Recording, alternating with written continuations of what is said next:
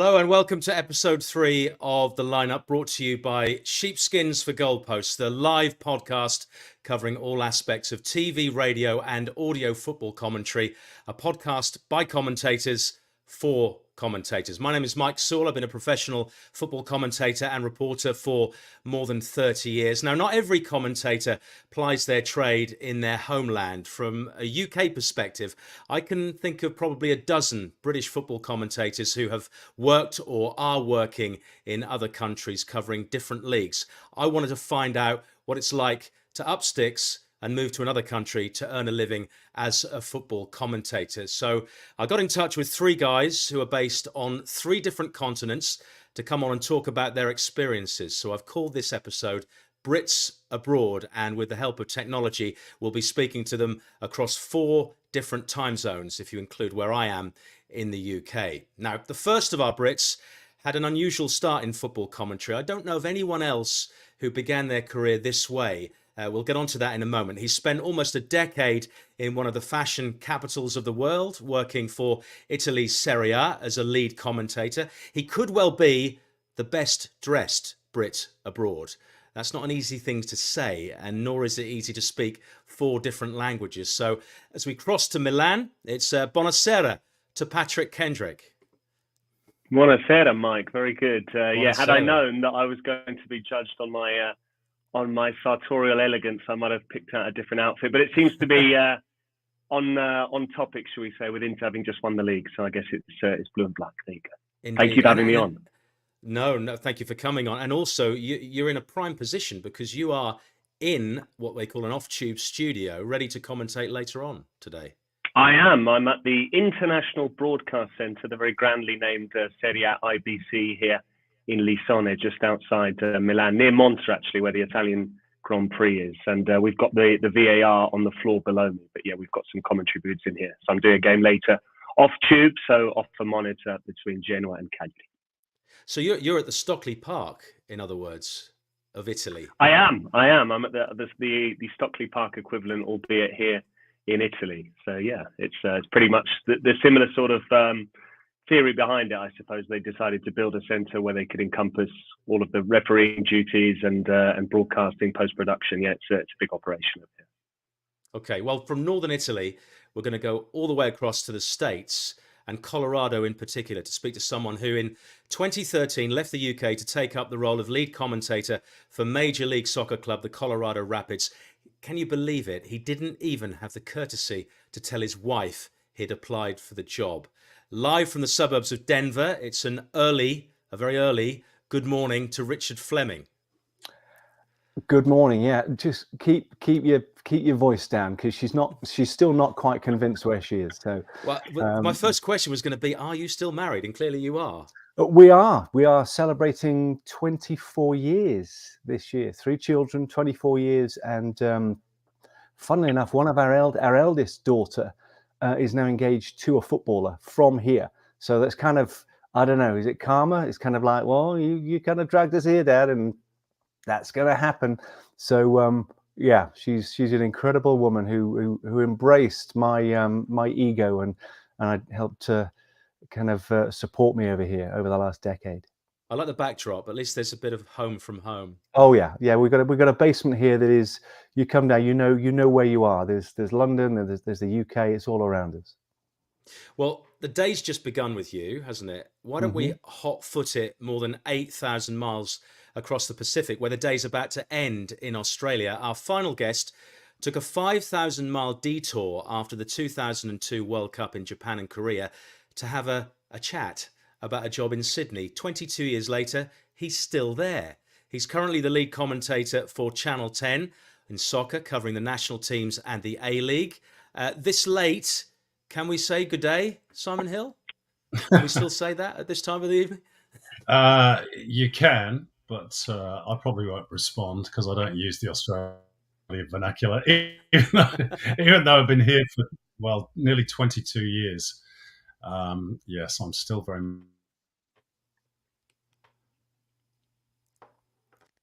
Would you... Very proud Sorry. English.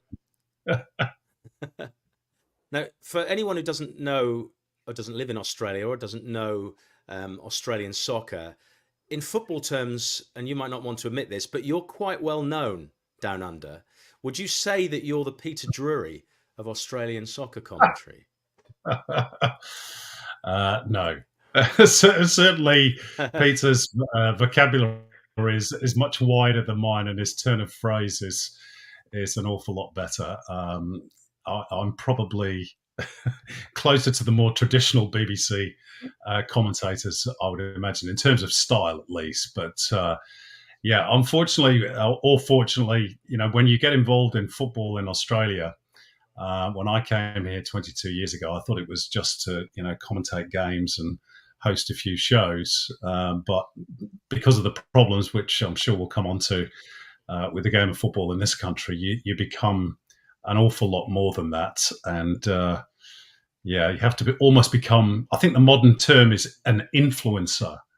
Not that that's really my generation, but you have to be involved in an awful lot of different things, which was not quite what it said on the tin, at least in my eyes when I arrived. Tell us about the detour. Because it all came about from a conversation with a former colleague of yours when you were either just going to or at the World Cup, and you were going as a fan as well, weren't you? Yeah, obviously you and I, Mike, and Richard, we all worked together at the BBC many, many years ago. And I left the BBC in 2001, stupidly as it turned out, to go to the ill-fated ITV Sport channel, thinking that that's where my long-term destiny was going to be. And of course, as everybody knows, within 12 months, the channel went bankrupt and we were all out of work. So I hopped over to watch the World Cup in Japan, Korea, 2002 with another BBC friend of ours, Piers Edwards. And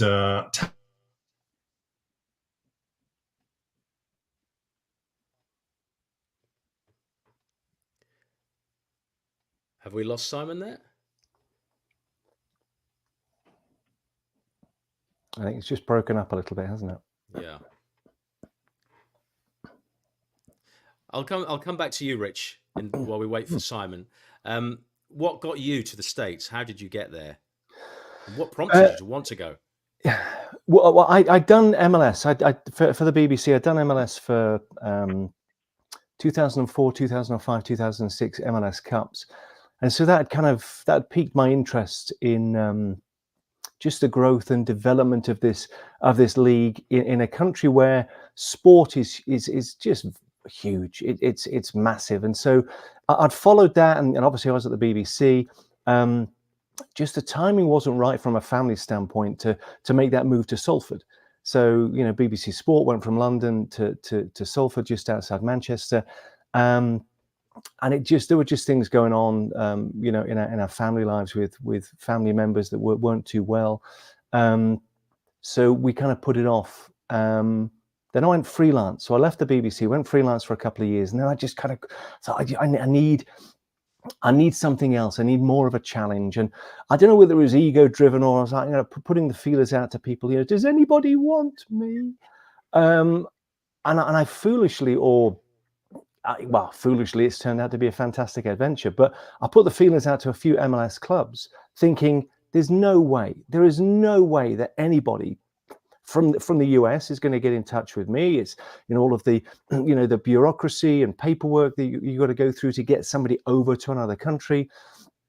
And then I got a reply from a guy called David Lindholm at the Colorado Rapids. He was their media guy, and he said our president is going to be at the Emirates Stadium. Obviously, Colorado Rapids owned by the Kroenke organization that own Arsenal, and he wants to meet you. And I'm like, oh no, somebody's called my bluff. So it was at that point I had to say to my wife, I said, I've been applying for some jobs. And she was like, oh good, thinking, they were just around the corner. I said, I've got an interview at the Emirates Stadium. She said, oh, but you're doing work with Arsenal. I said, no, this is with the Colorado Rapids. And for a split second, she kind of went, what, as in America? I went, yeah. She went, oh, well, do I need to pack? I mean, literally, that was the response. Do I need to pack? So I went to the Emirates, had a sit down chat with a couple of guys there. One that I'm still good friends with, and it was not about can you do the job. It was, are your family going to be happy moving overseas? So that was the September, October of 2012, and by March of 2013 we were here. So that was the journey, and we were only supposed to be here for 2 or 3 years, and here we are 11 years later. Simon, we didn't catch the end of yours. You just about got to Korea and Japan for the World Cup. Yes, apologies for that. We've only just got electricity in Australia, so the internet's a bit in and out. So yes, just to complete that story, Rob, my friend Rob Minchell, said that there was a job going as a commentator at SBS Television in Sydney, and I went back to London, and he pestered me so much about it that I said, all right, I'll send in a CV, thinking that would be the end of it. And to my utter astonishment, they got back to me within a couple of weeks and said, look, we're interested. How do you fancy coming to Australia? So the deputy head of sport at SBS Television, a gentleman called Ken Shipp, flew over to London, and we discussed the contract at the Langham Hotel, which was opposite the old BBC building where I'd worked for so many years. And sounds like a transfer deadline day sounding to me. Yeah, last minute. It was free. It was a free transfer. Not at Fleet Services, no. Did you get a signing on fee? That's the main thing. No, I didn't even get my plane ticket. Can I tell you? All I got was the old 657 skilled migration visa, which allowed me to go to Australia for 6 months. SBS sponsored me. I knew nobody apart from Rob in Australia. I'd only ever visited the country for 5 days. But I think perhaps because of what had happened at ITV, I was a little bit disillusioned. I didn't particularly want to go back to the BBC with my tail between my legs only a year after I'd left. So I decided that I would take the plunge. I wasn't married. I'm still not married. I had no children, so I didn't have any ties in the UK apart from my parents who are still around.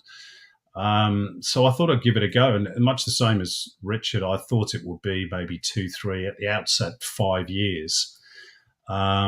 But I happened to coincide my arrival with the game here somewhat taking off. It's had a few ups and downs since, but my career here has sort of ridden on the back of that. So it's been an incredible journey, really. And I'm still here 21, 22 years later. Patrick, your route into commentary is very unusual. I've not heard this one before. You started out as an interpreter. You still are an interpreter. That's why you speak 4 languages. But it was being an interpreter that actually got you your first commentary job. But you commentated in a foreign language. That was the first commentary job you did, was in a foreign language. Yeah, and it makes me cringe when I think back to it now, to be honest. No, I was doing a master's degree at the University of Bath, so I knew I was back in England for a year, and I thought I'd give it one last go at trying to sort of make inroads into commentary. I'd done a couple of BBC training days, funnily enough. They used to have this scheme with the RNIB, the Royal National Institute of the Blind, for audio description, for volunteering, and but it never went anywhere. So I thought I'm going to be back in England for a year. I'd been living abroad in Italy and France for a year. The previous 2 years, and I thought I'd give it one last crack. So I actually started doing some hospital radio stuff at Bristol City, but then that was in the October of, would have been 2010. Then in January of 2011, whilst I was doing my master's degree, there was a job ad that came up for this watch and bet service at Perform in Feltham, West London. But they needed French and Italian commentators as well as Spanish and Chinese commentators. So I just applied thinking, well, they're not going to take me. I'm not a mother tongue speaker. And they called my bluff a bit like we'd mentioned earlier on. So I ended up doing that very badly, I think. I was studying up a lot of football terminology. I spoke to a lot of native speaker friends that I had, and apparently it was convincing enough to keep me in a job for 18 months. But eventually I I jumped before I was pushed, to be honest. I didn't see it as a very sustainable long-term option, commentating in Italian. So I always say the irony of my career is I was commentating in Italian in England, and I had to move to Italy to be able to commentate in English in the end. So there you go. Wow. And you've been there 10 years now. I have on off. Yeah, I had a couple of spells in Lisbon, just over a year in Lisbon, 2015 to 2016. Funnily enough, I was actually sort of tipped off to that opportunity by a guy at SBS, Simon, who you might know, Vitor Sobral. Yes. Yeah. Yes. So Vitor gave me a helping hand. I was thinking of moving to Lisbon, and I said, well, I don't really want to stop commentating in English for a year. And Vitor said, why don't you get in touch with Benfica, because they do their games in English. So thanks to him, I was able to go over and do some games with Benfica TV. But then I moved back again. So yeah, been back here solid since December 2017. So yeah, it's 10 years now. I guess this question's for all three of you. Clearly, you've had to adapt to the cultural differences of moving abroad. What have you noticed about the differences in commentating? You say there, Patrick, that you had to learn a bit of the parlance in Italy, but you're broadcasting to different audiences who've got a different take on it, and obviously different words. And in Rich and Simon's case, for a start, they don't even call football where you are. So what were those differences from a commentating point of view? Rich, Go on. go. I think we do call soccer football here now in Australia, although that's a bit contentious. Rich? Well, I think for me, the market that I dropped into, more than anything, because the world's football is massive. It is big, and there's a history that goes back to the early part of the 20th century. And I love doing the opportunity I had at the BBC World Service was to do kind of historical pieces about the sport. And the one thing that I learned about America is it was the Wall Street crash in 1929 that kind of led to the first collapse of the first attempt of the sport here.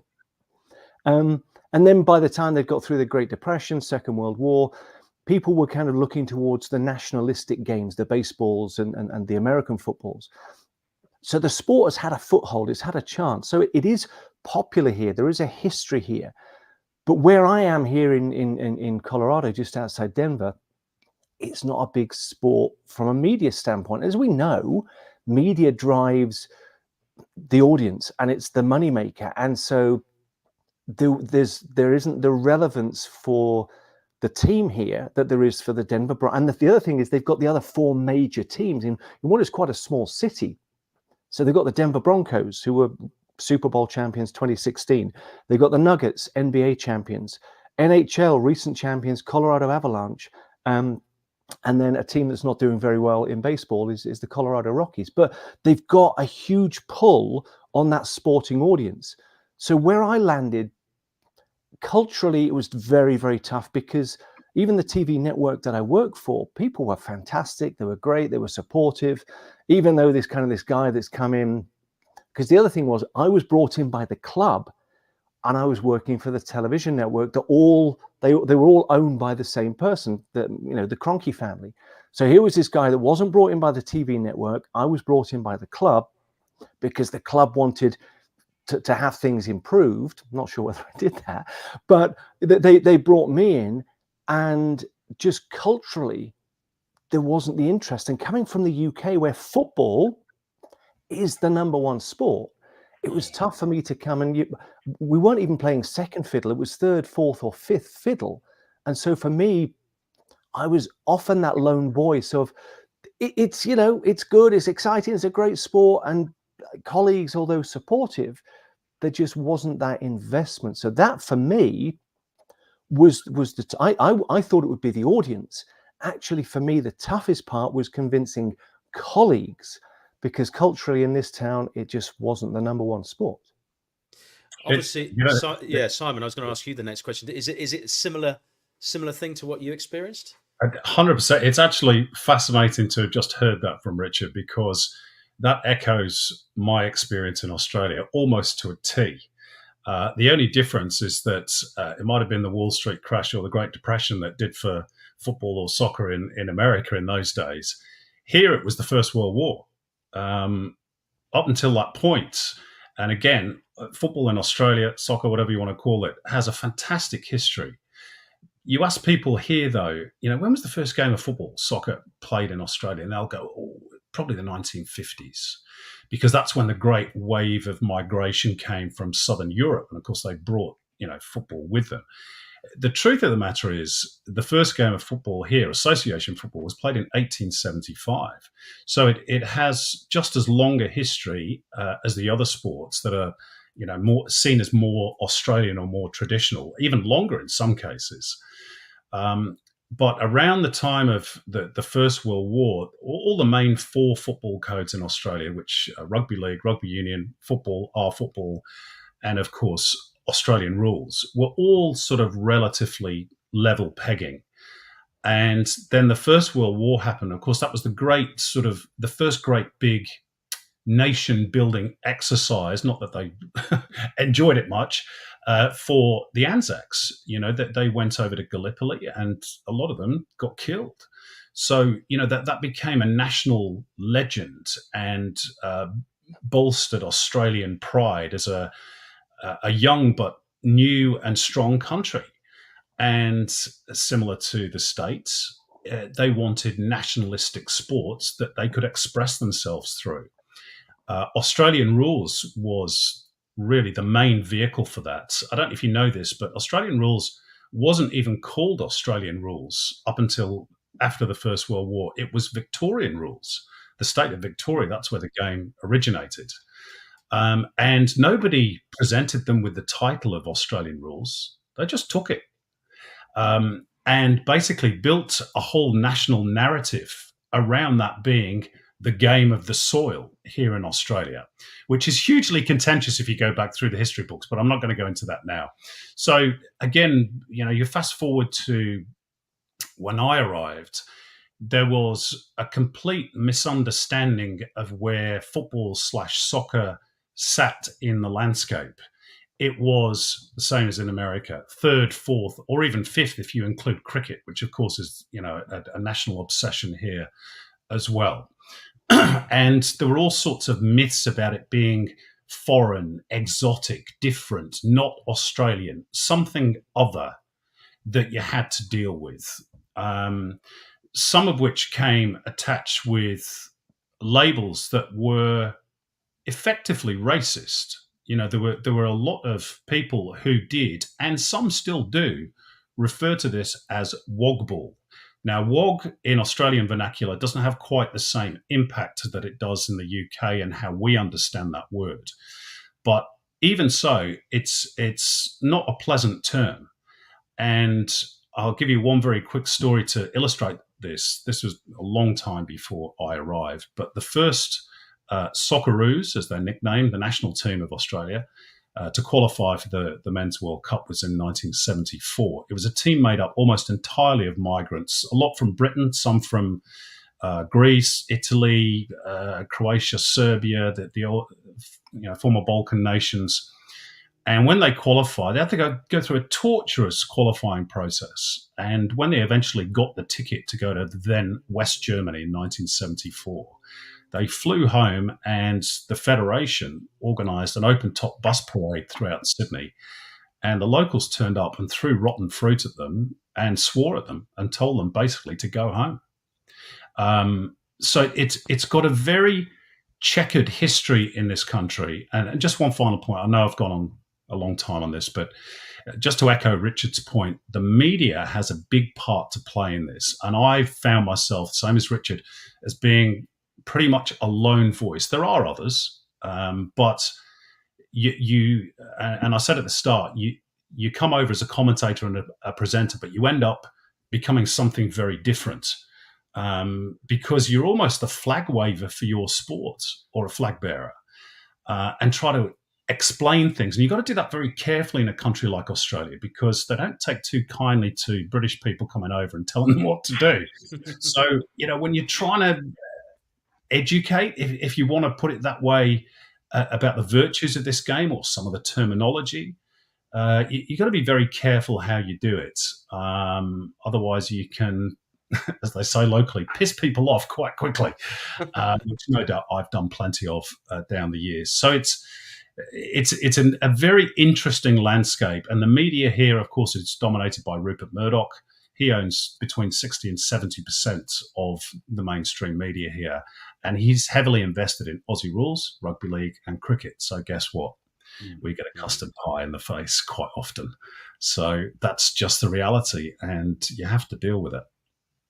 Yeah, I guess you didn't have that problem going to Italy, Patrick, because clearly, like the UK, football is the national sport in Italy. But what differences did you find as a commentator?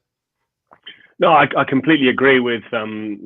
First of all, I'm blown away by the sort of knowledge that Simon and Richard both have of the history of football as well in their respective countries. I mean, I think that really speaks to how much you really need to get to know the sport that you're covering and promoting. There is almost a sort of ambassadorial element to it, even here on the Italian world feed, because naturally you're broadcasting to an English audience, and that English audience is typically very focused on the Premier League, understandably, because of all the marketing and the growth of that. So I do feel occasionally almost played the cheerleader role a little bit with Serie A.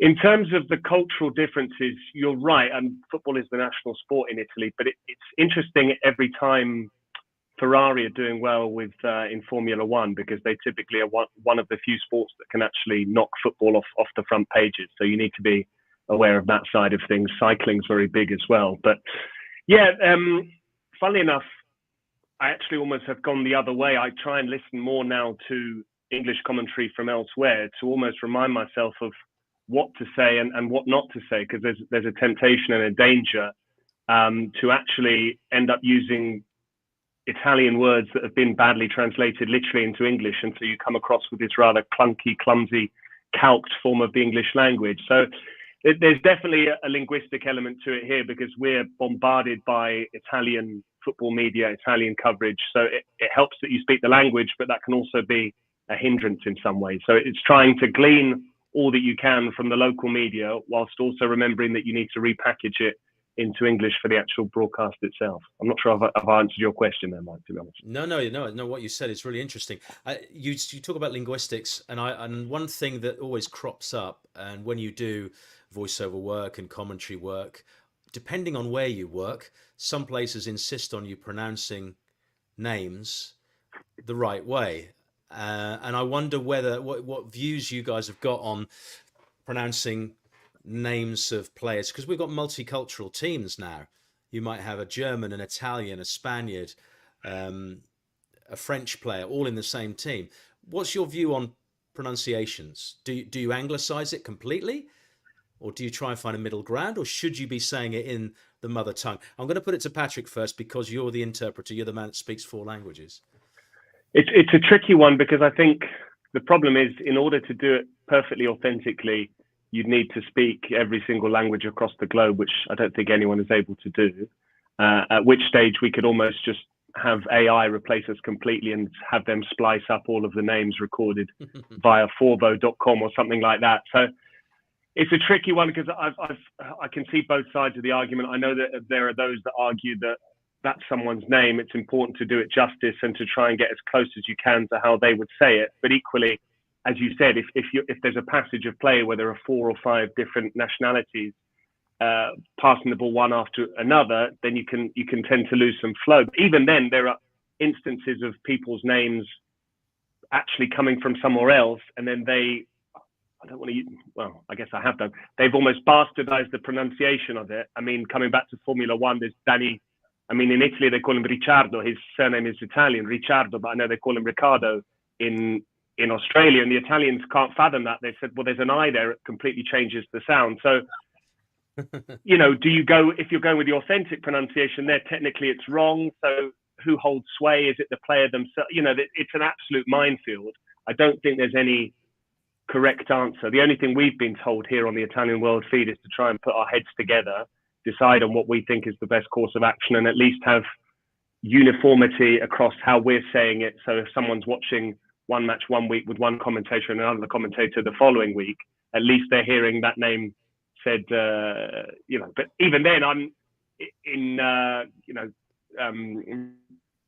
Richard was talking about Arsenal earlier on. He was Szczesny for Arsenal.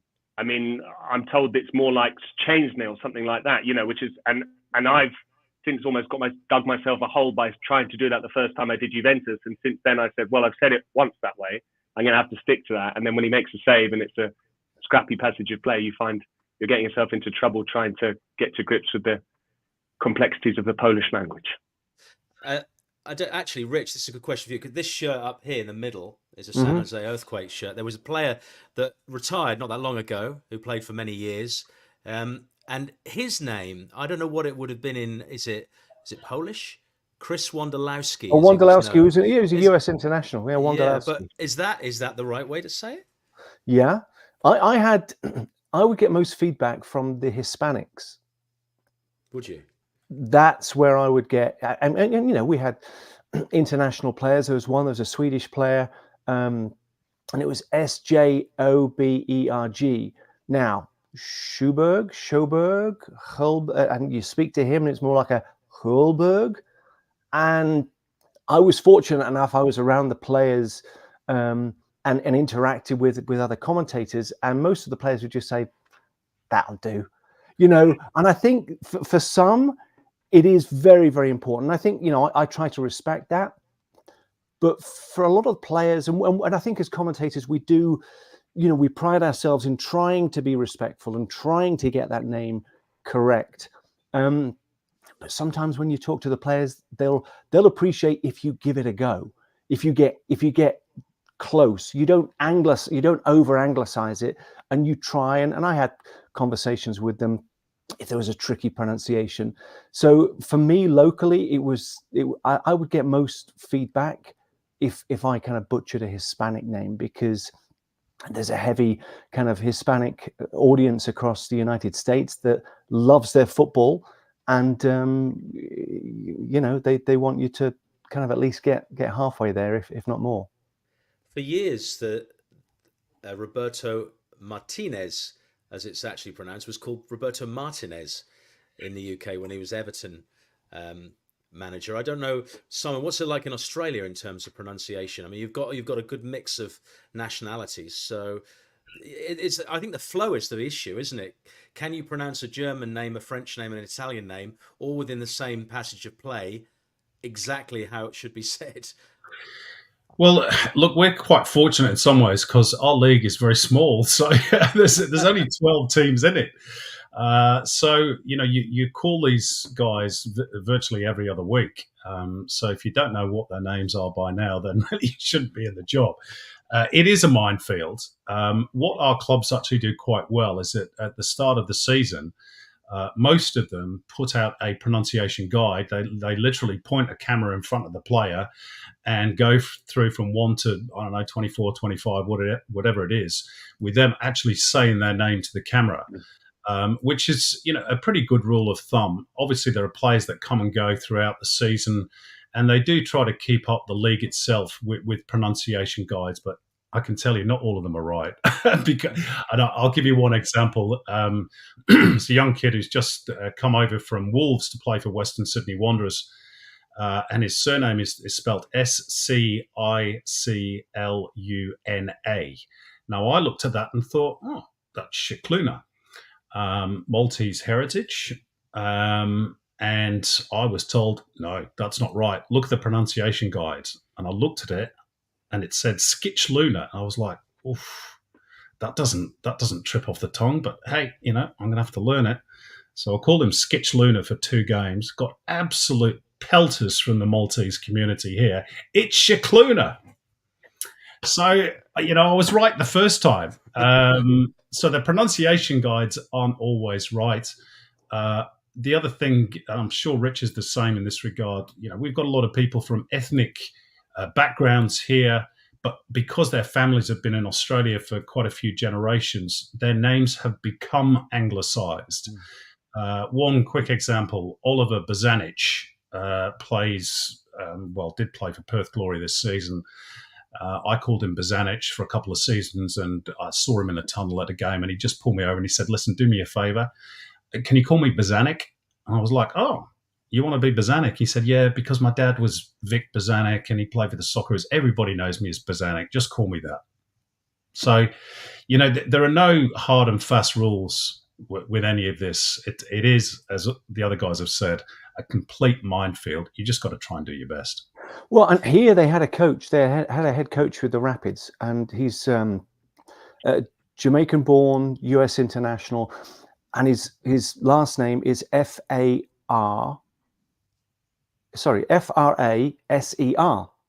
Fraser. Fraser. Mm. But the Americans put an I in there. Fraser. So they call him Fraser. And I said to him, and he's been in the league. He was in the league from the very beginning. He was around the football scene when, it was kind of semi-professional. And I once said to him, I said, is it Fraser or Fraser? He went, it's Fraser. I said, you've been involved in the league since its inception. He said, I know. So I went by Fraser, called him Fraser. But still now you'll hear whenever he's mentioned on a broadcast, it will be Fraser, almost as in the television show here in the US. It's Fraser. So even those that have been around the league for many, many years, they've kind of just thrown their hands up and just like, I'm quite happy just still to be remembered. The players and the coaches generally, unless you seriously butcher it, they don't care that much. They're not that bothered. It's the fans who are bothered. Yeah. Just to chime in on this as well, we've got Christian Pulisic here now as well. Oh, and technically, yes. I think that should be Pulisic. But I think a lot of it, especially with names that aren't, I mean, he's Croatian, so I guess they wouldn't use Cyrillic, but a lot of these names that have to be transcribed, unless they're actually transcribed properly, you get it with things like Macedonian names as well. Unless you add in an H sound alongside the S, then often people don't realize that there should be an H sound there because maybe there's a little accent on the S and things like that. But I find it over here when I'm saying my name, which is obviously a foreign name, I'm speaking Italian. If I go into a public office and if I were to say, and they ask me for my name and I say Patrick Kendrick, they don't understand. So I have to say Patrick Kendrick. So I can imagine that if you're used to saying your name you sound like Steve McLaren. I wish. There we go. Yeah, I'm just missing the umbrella. So, but I think if you're used to having to say it a certain way to get by in daily life, and we have it with the Portuguese players as well in England. I know. I think Derek Ray's on a crusade as well, isn't he, to try and get everyone on board with Bruno Fernandes. But I mean, people are calling him Fernandes, which I can understand because Fernandes, the Spanish name ends with a Z, and then you change it to an S and then to an English I, it looks the same, but it's very different. So it's a minefield. I don't think there's ever a right way of doing it. I think you've got to have your own philosophy on it and just try and accept the pelters when they inevitably come along. I mean, the other one is Ronaldinho and Ronaldo. Oh, yes. It's Ronaldinho. Ronaldinho, yeah. Yeah, but, he was known as Ronnie, and he was quite happy with that. So. Simon, you said there that you obviously you had a player pull you aside just to correct you on his name, but I want to know, have any of you ever been berated by a player or a manager or a coach for something you might have said on the radio about their team or the TV about their team? I know it happens. I've had it once or twice. Oh, yeah. Plenty of times. Give me a good example. Weekly basis. Weekly basis. Yeah, well, maybe not weekly, but it's to be honest, I find it's less the coaches, as they call them here, not managers, although it does happen. It's more the officials from the club. They're the real problem. It's the suits. They're the ones who get worked up. And this is looking at it from a corporate point of view, I guess, in there. Yeah, particularly in a sport that's not necessarily the number one. And, the game here struggles a lot for money and for media coverage. So if you're critical of a club or a coach or, some of the off-field stuff that's going on, we have plenty of that. In fact, that's probably the main part of it here in Australia because the clubs, really struggle to keep going because of the lack of money. So when you call out bad decisions off the pitch or demand a little bit better, it's normally the suits who are onto you. Never publicly, of course. They're not brave enough to do that. But you'll get a nasty text or a phone call or a message on Twitter or something like that. Anyway, it's, they used to say, I think it was somebody told me at the BBC, unless you pissed off a manager or a player at least once or twice a season, you're not really doing your job properly, are you? No, that's true. My problem that I had is that I was connected to the club. I was hired by the club. I was the club commentator. Yeah. And so, I mean, and they PR agent, Rich. and more often than not, they would have less than good seasons. Even now, I'm tiptoeing around my words. And so, I'd be out at practice on a Monday or a Tuesday, and often it wouldn't even be anything said. You just have like a player would like kind of give you a nod, and you think, oh, okay, what did I say? What did I say at the weekend? And most of them were absolutely fine, and they understood the tightrope that I was kind of walking. But there was a couple of players that would be, and one in particular, and he's no longer with the club. He's still within the league, and he would go to ground a little easy, shall we say. And my co-commentator and I we wouldn't have it. We wouldn't, we weren't that homer, because, one of the things that I used to stress locally, I said, look, I'm broadcasting to the league as well and beyond. I know that I'm paid by you guys, I'm working for the club, but the only thing that a broadcaster has is credibility. Once that credibility is shot, once people don't believe what you're saying or they don't buy into what you're saying, you're dead in the water. So I said that, there's a fine line between, maybe 60% when you guys score and 40% when the other, but there has to be that line. And I think we struck it. I mean, when I arrived, the broadcast was a laughing stock locally and around the league, and we brought some credibility to it. But I remember, we just didn't buy this guy that would just go to ground too easy, and we worded it in a way that, we weren't saying that he was diving, but people were reading between the lines. And I remember he just went off on one on a Monday morning, but he was walking away from us, and he wasn't even talking direct. Oh, so I dive? Do I dive? Apparently I dive. I'm like, okay, that's me and you. We're the ones that he's targeting. So that was again something that I'd never experienced. I was literally kind of embedded with the players. I was out, dealing with them on a daily basis, and then you're having to go out and try and be down the middle. And again, coming from the UK, coming from the BBC, impartiality, all of that was so important to me. And there were times I'd leave, I'd do again. I feel a little bit dirty, because I should have been maybe a little bit more harsh or a little bit more honest, but then I knew that I'd get an email from the boss or the bosses, or I'd be called in on a Monday morning. So that was another big challenge for me. I wasn't working, and then you're working for the league. And so we say regularly, we occasionally would get an email requesting a meeting with the referees organization, because apparently we've been too critical about the referees. So that was, here in Major League Soccer, it's very incestuous. And so again, you're talking about the suit, Simon. Major League Soccer is corporate. It's all corporate, and it arrived at a time where, the game elsewhere around the world was built by local businessmen.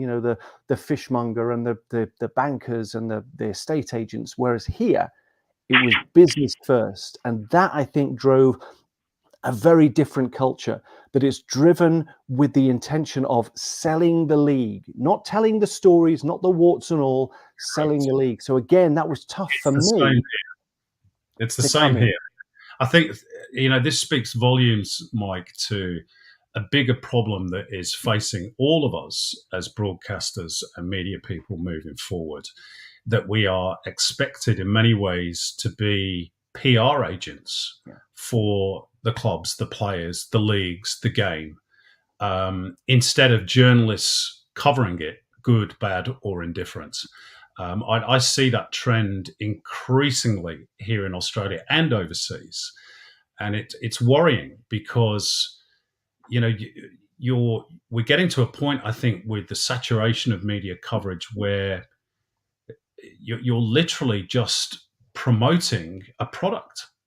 And understandably, that's part of it. Of course, you're going to talk up the game and the title race or the relegation. Not that we have that here, but the relegation battle.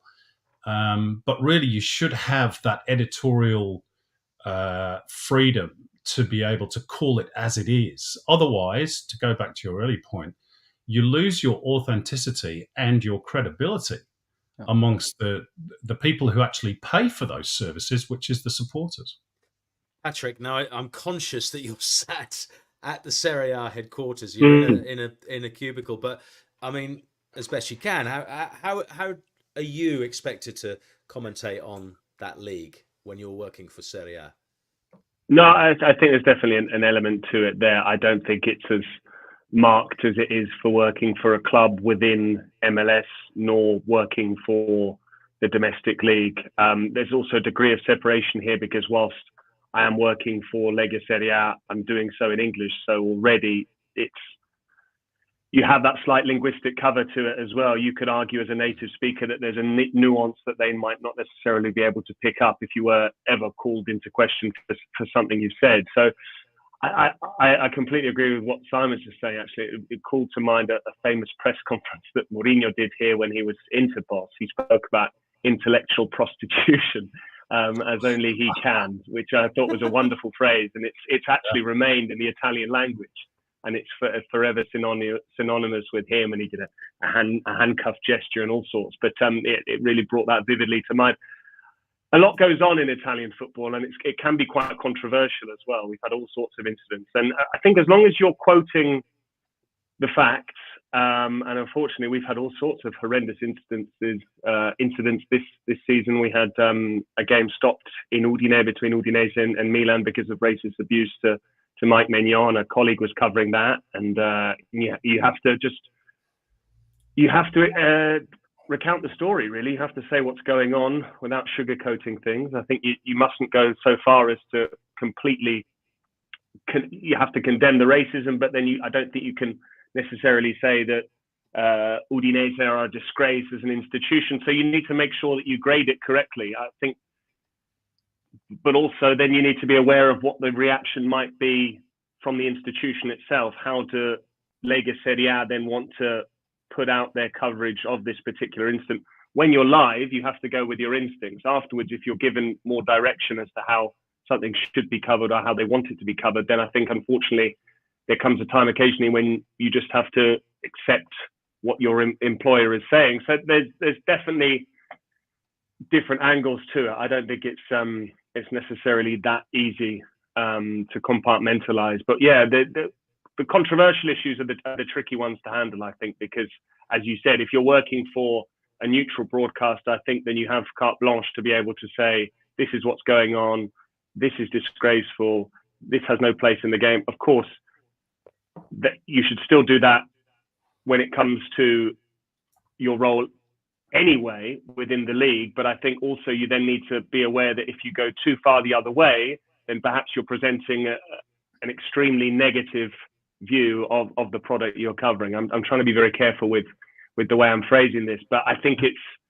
there's so much to it, obviously, because unfortunately, these are footballers, they're fans, they're human beings, they're flawed. Unfortunately, we don't have a perfect game. So just as there are moments of brilliance, there are also some ugly moments. You have it with violent clashes on the pitch, you have violent clashes in the stands.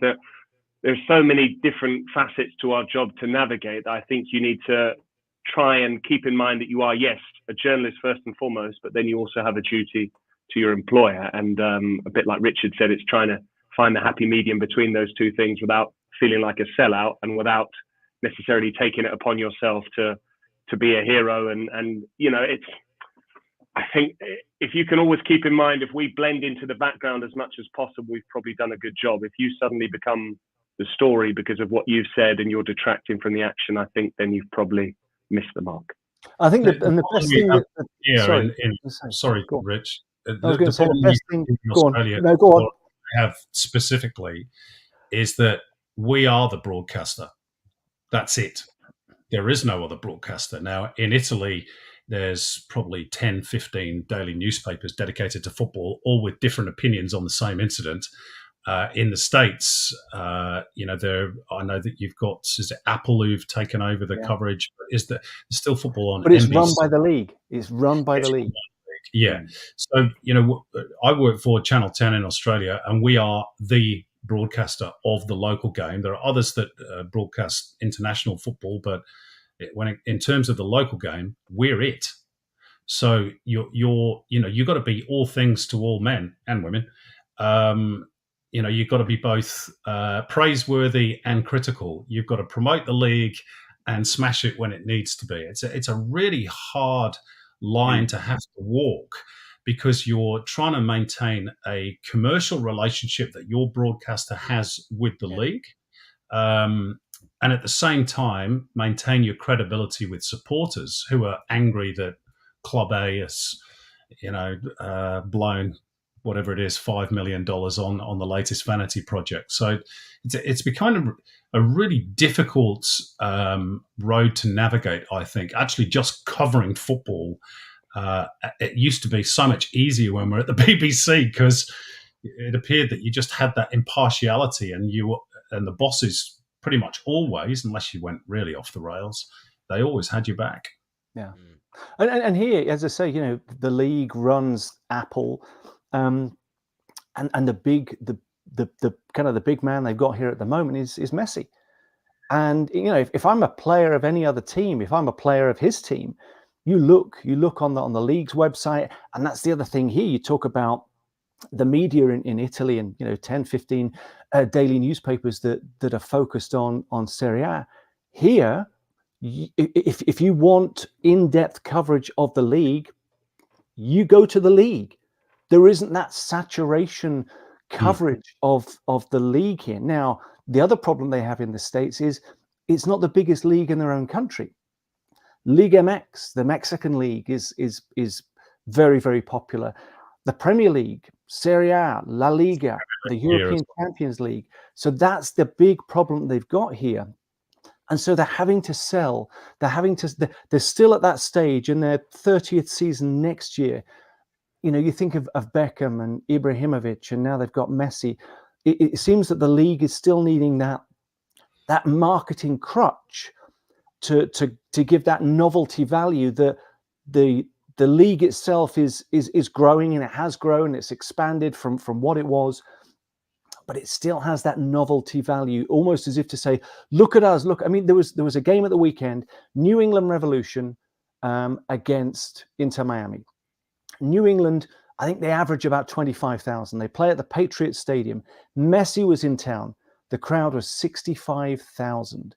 Now, they're there to watch one man from one team from the opposing team. You don't get that anywhere else. So that is the problem. Yes, you do. Okay. You get that. It's like Celebrity Squares. Oh, yeah, exactly the same problem. And by the way, at least you can afford Messi.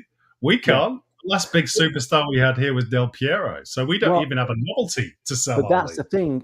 But this is a country that in a couple of years is going to be hosting the World Cup for the second time.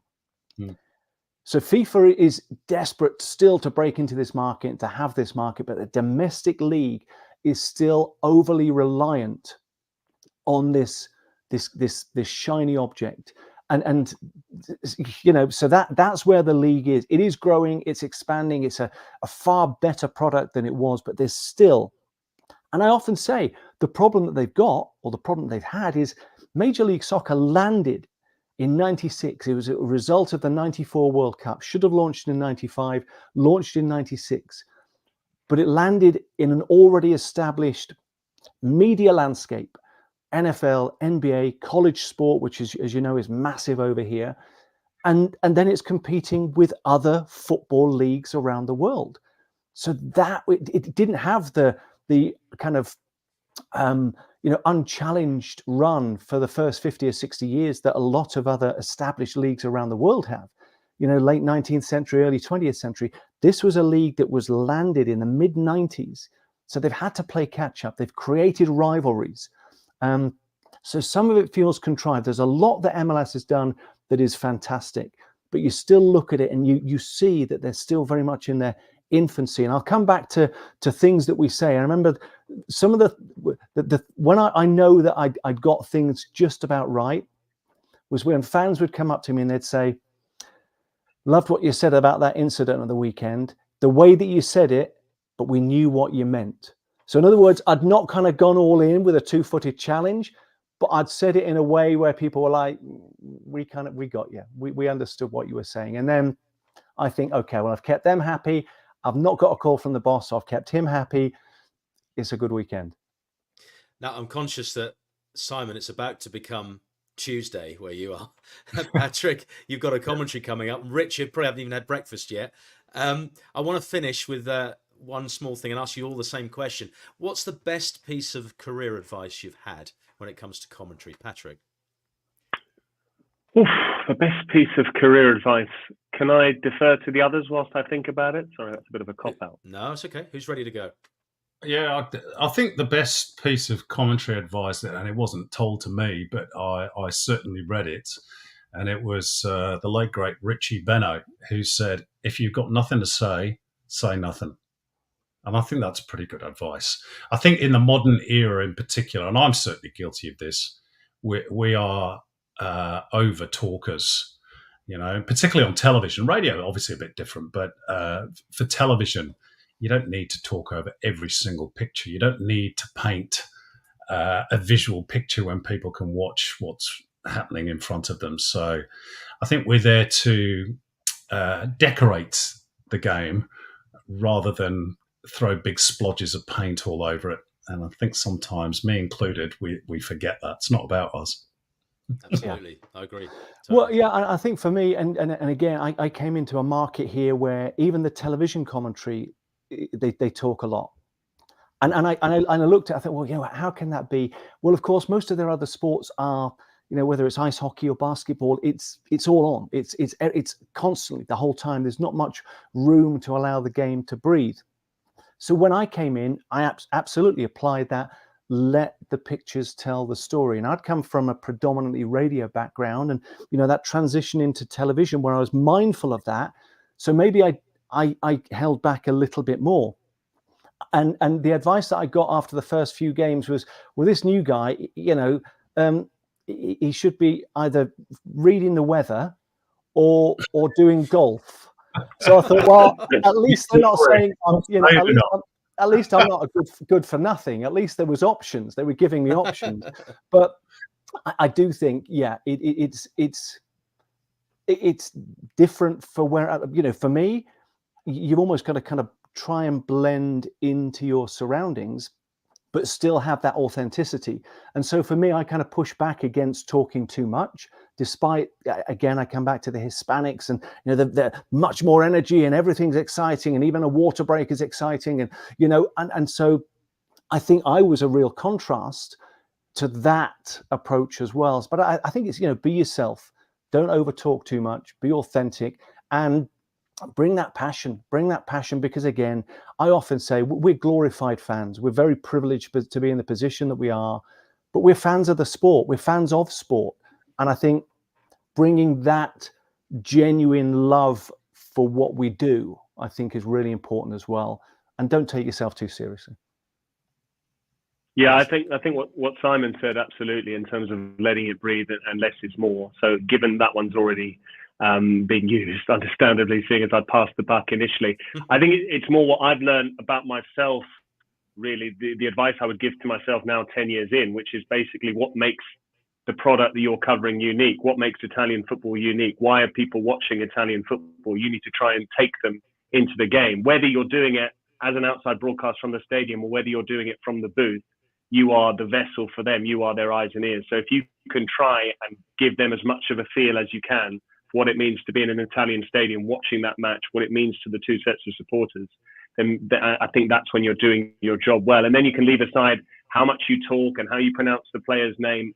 I think if you're able to convey the energy of the match without necessarily hamming it up, without dumbing it down too much, because, much like Richard said there, I'm surrounded by a style, the Italian one, which is pretty much a halfway house between what we would typically call radio commentary back home and TV commentary. It's much more overly descriptive than you would necessarily need for a purist. It always comes back to this: if I can see it, then why are you telling me it, basically? So I think, to me, it's try and convey what it means to be living in Italy, commentating on Italian football, and how much Italian football means to the fans and the players involved. And I think just one final thing to Patrick's point there was a moment, I know exactly which game it was. The Rapids were playing away at Vancouver. I did all of the away games off tube. And there was a moment where one of the Rapids players got the ball in an area of concern. And he's down on the ground, and we are dictated to by the home director. So he was just stuck on this incident, and everybody could see what was going on. He'd got one, just down below, and it lingered and lingered and lingered. There was no kind of crowd shot. There was nothing at the benches. He wasn't cutting away. He was fixated with what was going on the field. And I was looking to my co-commentator and the directors in my ears, So eventually I just said, it's one of those occasions where a man needs a moment. And that was it. That was it. And everybody afterwards went, oh, that was the line. I was like, but I don't know where to go. And everybody can see what's happening. Everybody can see what's occurred here. But there's probably 30 seconds, 60 seconds of and I thought, well, I've got to say something, but I can't over elaborate.